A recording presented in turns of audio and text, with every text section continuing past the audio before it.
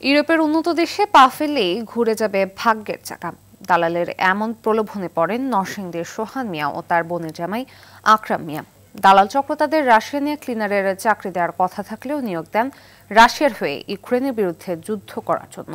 সেই যুদ্ধ থেকে বোন জামাই পালিয়ে আসতে পারলেও ফিরে আসতে পারেনি সোহান। পরিবারের একমাত্র উপার্জনক্ষম সন্তানটির অনিশ্চিত জীবনে পাগল প্রায় স্বজনরা।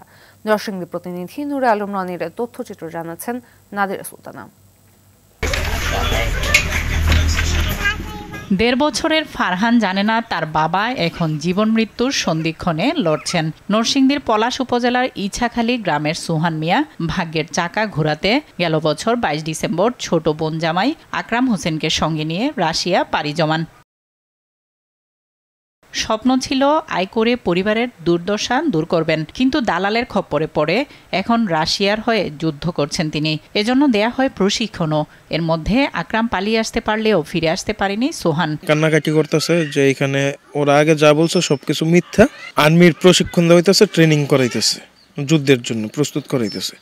তো এটা আমি শুনলে আমি তাদেরকে না করি যে আমি যাব না। তারপর আমাকে বিভিন্ন ধরনের ব্ল্যাকমেল করা হয় যে আমাকে মেরে ফেলবে বা সাগরে ভাসিয়ে দেবে, গুলি করা হবে। আর আমিও যদি দেশে আসতে চাই তাকে ২.৫ লক্ষ টাকা দিতে হবে। তো আমার এই সেনাবাহিনী এই রাস্তার পাশে একটা রেল স্টেশন ছিল, ওইখানে নিয়ে দিয়ে আসে। তারপরে ওইখান থেকে আমি পলায় যাই আর কি। সোহানকে ফিরিয়ে আনতে এরই মধ্যে ২.৫ লাখ টাকাও দেন স্বজনরা। একমাত্র উপার্জনক্ষম ব্যক্তির অনিশ্চিত জীবনে দুশ্চিন্তায় তারা।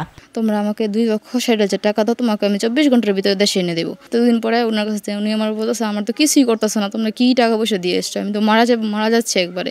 যদি আমি মারা যাই তাহলে আমার ছেলেটার কি হবে? তুমি দেখো আমার বাবাও নাই, আমার কোনো ভাইও না, আমার কেউ নেই দুনিয়ার মধ্যে। আমার ছেলেটা একবার এতিম হয়ে যাবে। বললাম মা তুমি আমার প্রাণটা ভিক্ষা দাও, তুমি আমারে বাঁচাও, যে কোনো বিনিময়ে তুমি আমারে বাঁচাও। আমার স্বামী মারা গেছে ৫ বছর যাবৎ। আমার কোনো যত দায় দায়িত্ব আছে সব আমার ছেলের উপর। একমাত্র ভরণ পোষণের ক্ষমতা হ্যার। এখন ফ্যামিলি সবসময় হেজিটেশন থাকে এর জন্য যে আজকাল যদি কিছু হয় তাহলে ফ্যামিলির কী অবস্থা হবে। একটা বাচ্চা আছে, বাপ নাই, এতিম ছেলে। দেশ আনার লাগে ফিরে আনার চাই। আমার কিছু নেই, আমার নাতনি কিছু নেই, বাপ নাই। ও দালালের চক্রে পড়ছে, ওইখানে গিয়া ওর অনেক কষ্ট, ওকে অনেক টর্চার করা হইতেছে। আমরা চাই দ্রুত সে দেশে ফিরে আসুক। আমাদের সরকারের কাছে একটাই আবেদন, ওকে যেন দ্রুত তারা দেশে ফিরে নিয়ে আসে। এদিকে সোহানকে ফিরিয়ে আনা সহ তার পরিবারের পাশে থাকার কথা জানান উপজেলা নির্বাহী কর্মকর্তা।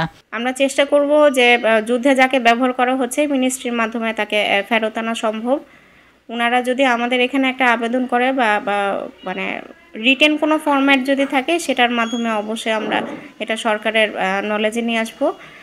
আর যেটা বললেন যে ওনার ফ্যামিলি এখন একটু সমস্যার মধ্যে দিয়ে আছে, আমার জানার মতে বেশ কয়েকটা এনজিও এখানে কাজ করছে। আশা করি ওই এনজিওগুলো থেকে ওনার যতদিন না পর্যন্ত বিদেশ থেকে ফেরত আসে বা বিদেশ থেকে ফেরত আসার পরেও দেখা যায় যে এই ধরনের প্রবাসীদের বেশ কিছু সমস্যা থাকে, তো উনি একটা স্বাভাবিক জীবন ব্যবস্থা না ফেরা পর্যন্ত আমি এনজিওগুলোকে বলে রাখবো যে তাদের ব্যাপারে যেন একটু সুদৃষ্টি রাখে।